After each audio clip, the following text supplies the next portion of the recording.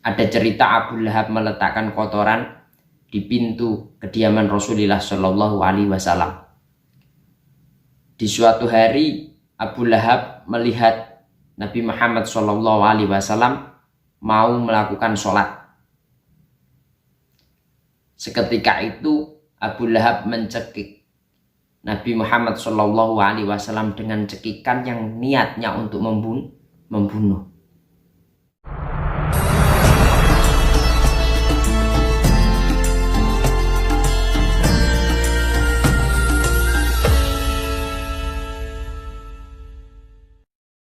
Assalamualaikum warahmatullahi wabarakatuh.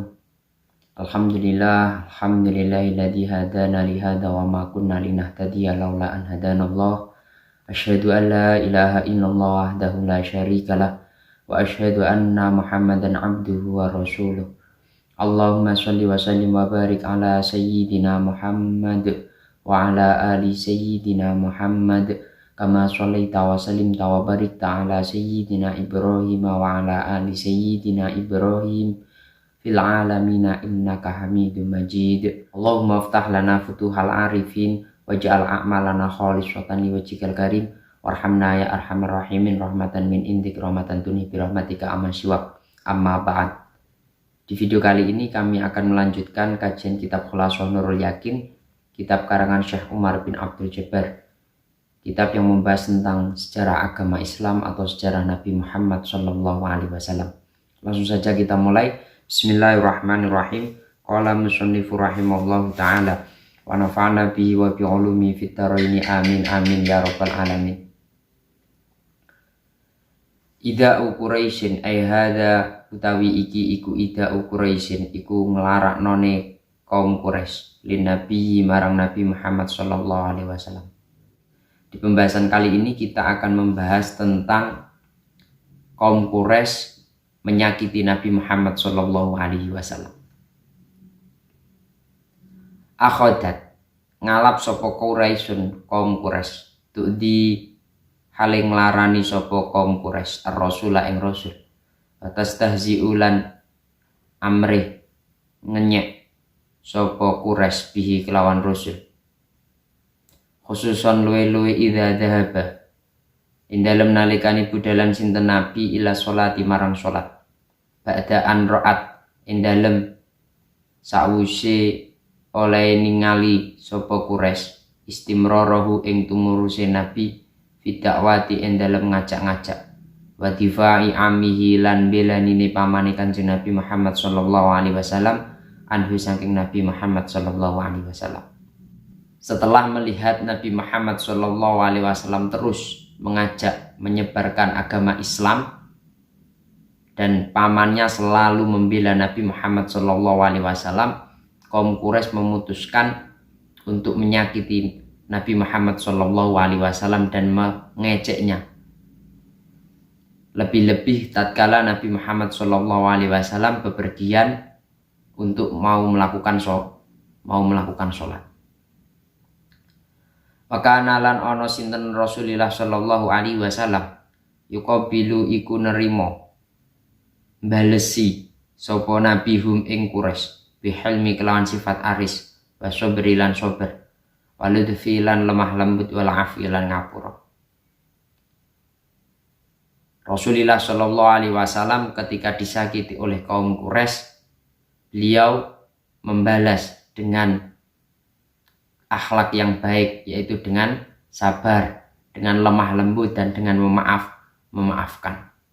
Jadi ketika dianiaya, ketika dizalimi, diejek oleh kaum Quraisy, Rasulullah Shallallahu Alaihi Wasallam membalasnya dengan memaafkan, dengan sabar, dengan lemah lembut.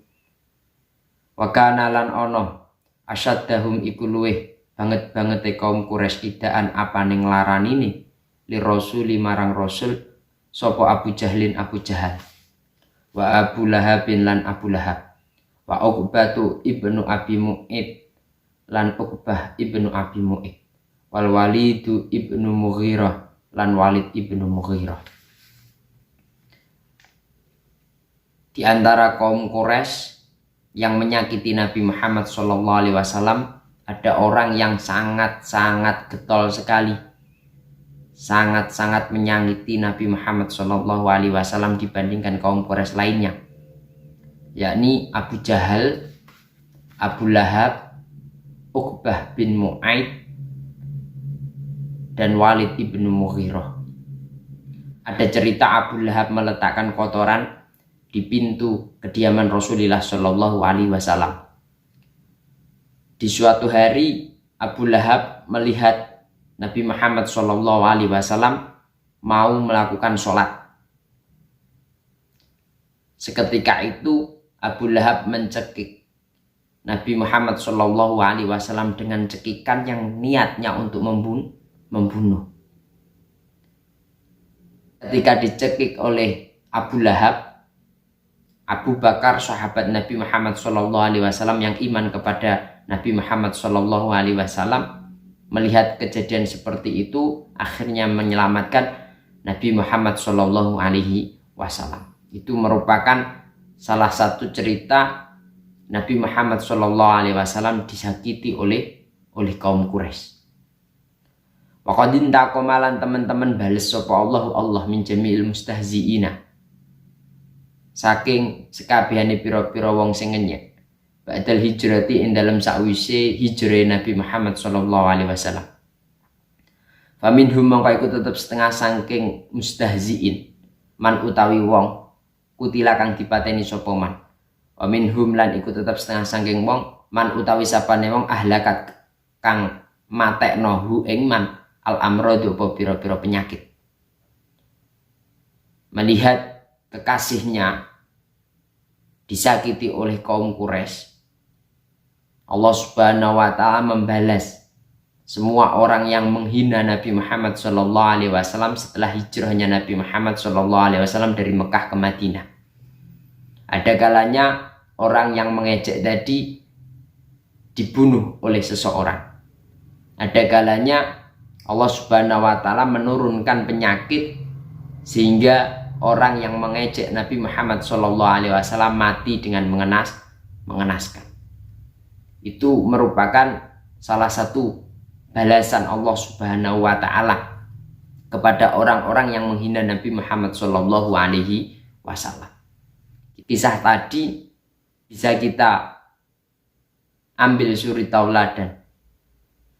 Tatkala Rasulullah SAW disakiti, beliau tidak membalas menyakiti, melainkan beliau bersabar, memaafkan, lemah lembut, tidak membalas dengan kejahatan. Itu adalah ahwalu Rasulullah SAW. Kesimpulannya, al-khulasah, akhadat Quraisyun fi ida'ir Rasul wa kana yuqabilum bihilmi wa sabri. Wa asyaddu a'da'ihi Abu Jahal wa Abu Lahab wa Uqbah ibnu Abi Mu'aid.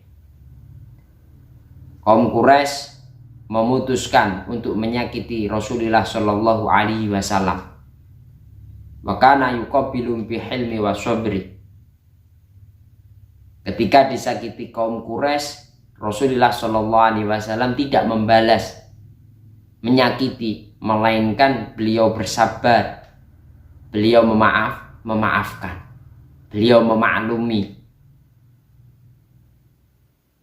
Wa asyaddu a'da'ihi, orang yang sangat getol sekali memusuhi Nabi Muhammad SAW ialah Abu Jahal, satu. Yang kedua adalah Abu Lahab. Yang nomor 3 adalah Uqbah ibnu Abi Mu'aid. Yang nomor 4 adalah Walid ibnu Mughirah. Ini adalah orang-orang yang sangat getol sekali memusuhi Nabi Muhammad SAW. Mungkin cukup sekian. Besok kita akan membahas tentang ida'u Quraisyin li sahabah. Semoga bermanfaat. Wal afu minkum ihdinas siratal mustaqim. Assalamualaikum warahmatullahi wabarakatuh.